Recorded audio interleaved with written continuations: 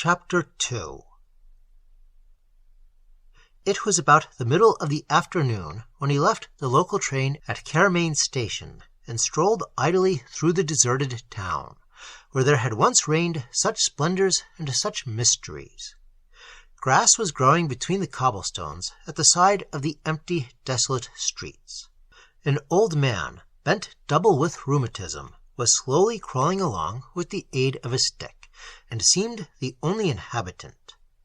Ambrose turned aside and walked by the grass-grown way that led to the Roman amphitheatre, and he sat on the old stone stile, looking across the circle of grassy mounds towards the steep wooded hill beyond. There was no breeze now in this enclosed valley, and no leaf stirred. The trees on the hillside were as though they were painted, and a shimmer of heat rose from the grass. He could see the white limestone road winding on the other side of the river. That, too, was empty and forsaken. Caermain was the city of a bygone day. Its life was but a mouldering memory. The very names over the little shops were strange to him. The bow-windowed grocery, a famous place in its generation, was shuttered up, and he had seen a placard on a wall announcing that at some meeting about something or other, Captain Tillier-Smith, J.P., would be in the chair. Who was Captain Tillier-Smith? He had never heard of him. It was curious. He knew well enough that his father's old friends at Caermain had died or left the place many years before, and that a new generation of strangers reigned in their stead. Yet he felt a certain sorrow in the thought that these old ties had been broken. A certain disappointment that, to the welcome of the hills and woods, human tones had not added their friendly voices. The sight of those empty, grass-grown streets, of wide-open places devoid of life, of houses where once his father and he had been welcomed, now in strange hands, of the unknown name on the doctor's door, all these signs had uttered loneliness, and had filled him with mourning for the past. He was to visit strangers, relations, it is true, but he had never seen them, and Caermain had suddenly reminded him how utterly alone he was in the great world. Some of the boys were decent fellows enough, but they were a part of the chapter called Lupton. If he could think of that chapter without resentment and sickness, it was very well, but it was idle to dream that any of its passages could have any real share in his heart. He was alone, and for the moment he was sad at the thought. He could not help regathering all the memories and fancies that were associated with the place in his mind. He left his station on the stile and wandered about the empty streets, thinking of pleasant evenings spent long ago in this house or in that, of warm welcome and warm comfort, and kind voices and good dead people. There was a little house in a back street where an old lady, an ancient friend of his family, had once lived. Her teas he remembered with a great affection. She always had a particular cake of which he was very fond, and used to produce afterwards from the cupboard some ingenious and novel game which would amuse him for the rest of the evening. A stone cross marked her place in the churchyard. She had died a year after his father's death. He remembered the pictures that had hung in certain rooms that once had been familiar. What had become of the oil painting of the Highlander that used to be over the sideboard at the Garth? And where were the green cut-glass vases that had decorated the mantelpiece in the doctor's drawing-room? The vases were smashed, perhaps, but many of the objects that he remembered must be still in being, scattered about the earth in strange surroundings. Where was the pagoda in carved ivory that had stood in a corner of a room at the castle? Where was the serpent which the old vicar had always used as a text for his recollections of church gallery orchestras? Was that picture of some incident in the American War of 1812 still the subject of discussion in some strange household? The Trevors had made it into a kind of after-dinner pastime. One was asked if one knew who the American officer dying in his cabin under the Stars and Stripes could be, and conversation at once became easy, if slightly imbecile. He liked to think that all these varying objects had somehow escaped the common lot. that they delighted no strange eyes, lay derelict and despised in no distant seaside lodgings, mouldered in no shop. Rather, in the land of the unknown, there was a house of memory in which they were all gathered together, and here the wraiths of the old Caermaen folk met together under the united signs of the Serpent and Pagoda, the Highlander and the Sea Captain. There they discussed to a happy eternity the old fireside stories, found the clue to knotty genealogical problems that had puzzled all their days of mortal life, settled at last the question how Matilda Kirby came to be one of the Williamses of Pontenewydd, and issued in a final and authentic form the true history of Evan Owen, the Red House's marriage to Joan Morris, Penyrall. And after the wedding they went to live at Wiveliscombe. That's all I know. That used to be the conclusion. But in the House of Memory all doubts would be resolved, and the identity of that United States officer would be clearly established. There had never been much uncertainty as to the Highlander. He was Vich Ian Vohr, a character in an old romance, once a great favourite. Happy friendly folk! It was certain that there were good suppers in the house of their habitation, and afterwards there was something hot and comfortable. He wandered at last over the bridge, and strolled along the old Usk road, till from a gate he had a clear view of Caermaen standing above the river, the old white inn with mullioned 16th-century windows nearest to the yellow water and the wet shining banks, and above, in tiers, the houses rising all bright in the sunlight. Away from the river, the north of the town was bordered by stately Lombardy poplars. Indeed, there were many green leaves within the circuit of the walls, orchards of apples and pears and quince trees, and here and there the more sombre ilex made spaces of refreshment between the huddled roofs. And all about the town the level meadows were spread broad and green, dotted here and there with ancient thorns, and as he leaned over the gate, it was the turn of the tide, and the salt savour came up from the Severn Sea. Far to the north, the valley followed the winding river. Deep Wentwood, the old forest, rose high to the east. To the west, there was a maze of rolling hills, bounded by the vast mountain. He was gazing on the white walls, luminous in the sunlight, when the silence of the valley was broken by a man's voice singing as he came along the lane from the north. The words, as far as any words could be distinguished, sounded foreign, and Ambrose looked round with some curiosity. The man came towards him with a swinging stride, and when he saw Ambrose by the gate, he stopped his odd song, the tune of which sounded as outlandish as the words. He looked like a sailor. His skin was burned to the hue of copper by fierce suns, and he carried a bundle on a stick over his shoulder. Ambrose wished him good day as he was going by, and the man hesitated a moment, and then said, "Could you manage the price of a pint? I've tramped 30 miles already, and I fancy I've got a good many more before I get to Cardiff." Ambrose gave him a shilling, and asked whether he was looking for a ship. "I'm much obliged to you, sir," he said. "Yes, I want a ship. Something easy. To Bordeaux and back would suit me, though I wouldn't mind Trieste." He called it Tri-East. "You've been abroad a lot." "I have. I've been inland too, as well as on board ship. The Levant, India, Persia, all sorts of places, at all sorts of jobs. Yes, I've travelled a lot." "Have you seen any Indian juggling?" "Lord, yes, plenty. It's all fake, if you ask me. They're clever, you know, sir, but people tell a lot of lies about them when all's said. There's that rope trick they talk of. I never seen it, and I never see anybody who did.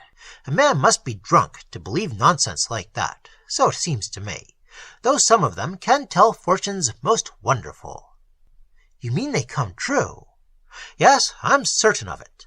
An Arab fellow that I'd got out of a nasty mess when I was about the Levant taught me a way of his own, so he said, and I never found it fail." "I wish you'd try to tell mine," said Ambrose, who was amused by this encounter. "Here's another bob." The sailor-man was well enough pleased. He had the potentiality of many pints in his pocket, and the thought, as he said in his own fashion, lighten the burden of the 15 or 16 miles to Cardiff, or certain pints might be foregone and the balance expended on lodging for travellers. In any case, his position was secure. He set down his crimson bundle under the hedge, and taking the stick, prepared deliberately for magic. Ambrose sat on the gate and fixed his eyes on the proceedings, though he felt sure that it would all end in a fair woman who had a fortune. Still, the method might be novel. The wanderer glanced to the road and found, as it happened, a considerable stretch of smooth sand, which the last rainstorm had washed into a bay of the bank. On this, with the end of his stick, he very deliberately and carefully drew certain letters of the alphabet, all in capitals. He set them down in an order of his own: A, B, G, D, H, V, and so forth, ending with T. There were 22 in all, and some of them he shaped oddly, because, as he explained, they were not the common letters that the children learned at school. This done, he rolled his eyes impressively, to the huge delight of Ambrose, who felt that he was almost getting his money's worth. And then he asked the number of letters in his client's name. Of this information he made a memorandum on the edge of the sand, and then, with the tip of his stick, he began to punch the sand with aimless rows of little dents. It was a long and complicated process. There was much counting and reckoning at the end of it.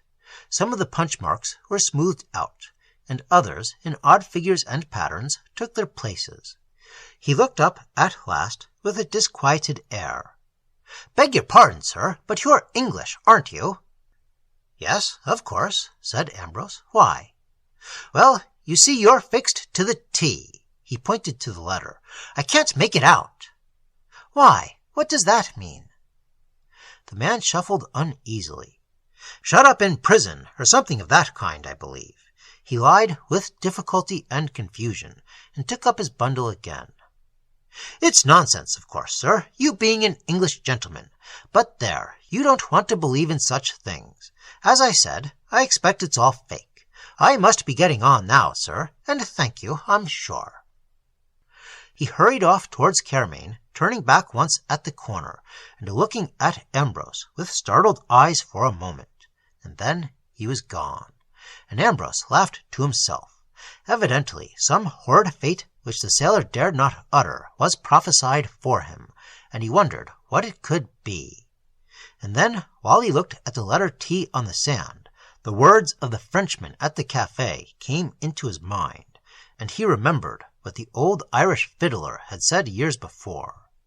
He jumped off the gate and began to run after the sailor, but though he ran through the village as far as the bridge, the man was not to be seen, and an old woman sitting at her door told him that no such person had passed by. Indeed, the wanderer had anticipated Ambrose's course, and watched the pursuit through a hole in the hedge behind which he lay secure. He did not wish to be forced into explanations, and he cursed the Kabbalah of Ben-Muelhing, who, as it happened, was not an Arab at all, but a Levantine Jew. It was late in the afternoon, and Ambrose strolled once more through Caermain. It was time to think of the Werne, and he went along the road, beside the river meadows, till he came to a stile that he knew of old. He wondered whether he could remember the way.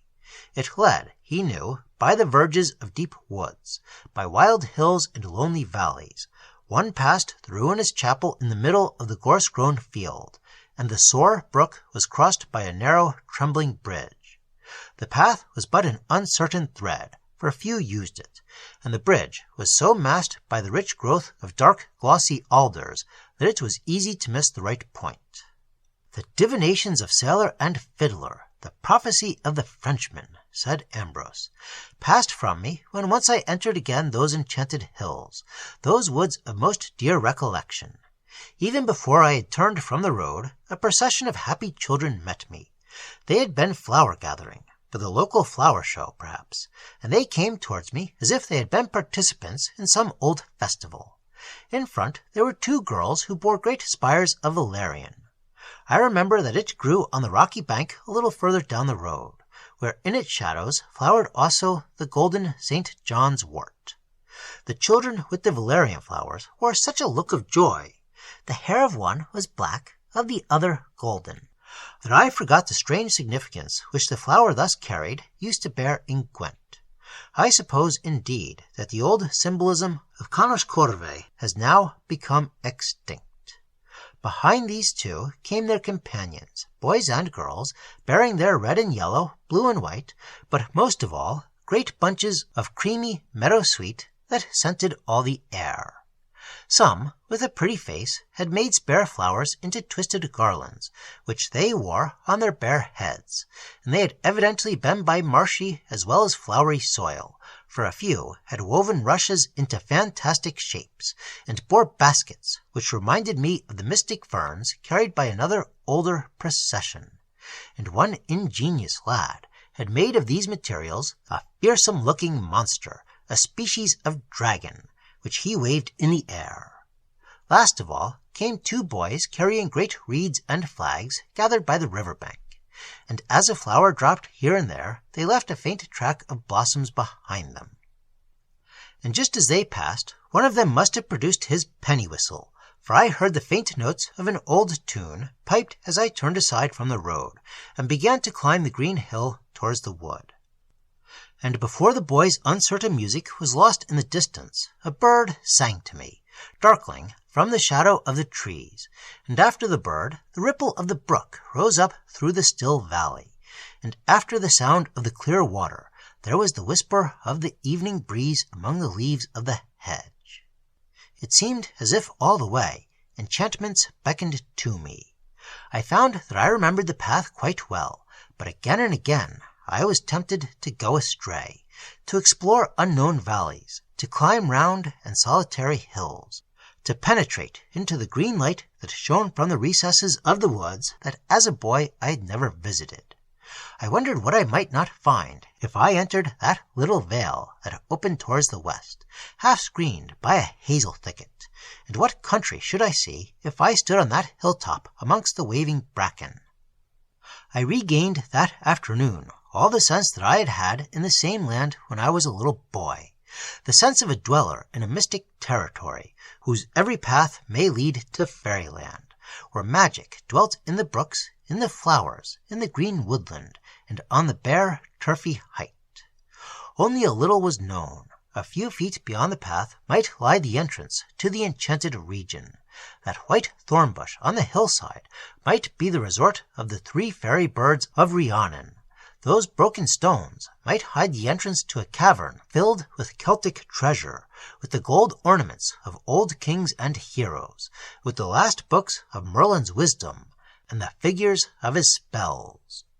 But I persevered on my way, and the sun was still above Minith Main when I stood again before the door of the Wairn, and said my sal.